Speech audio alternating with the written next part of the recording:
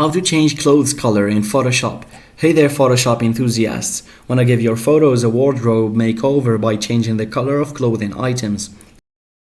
Let's explore how to change clothes color in Photoshop. Let's get started. Start by opening the image containing the clothing item you want to change the color of in Photoshop.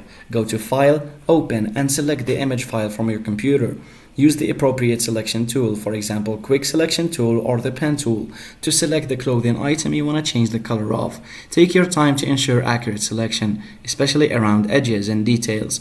With the clothing item selected, go to the Layer menu and choose New Adjustment Layer, then select Saturation. This will create a new adjustment layer specifically for the selected clothing.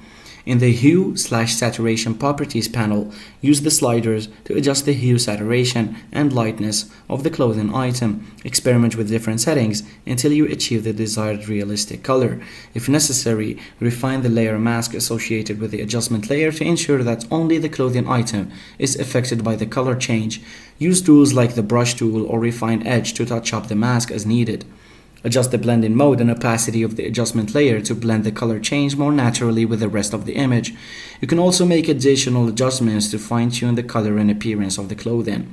Once you're happy with the color change, save your work by going to File, Save As, and choosing the desired file format and location. Consider saving the file as a PSD to preserve layers for future edits.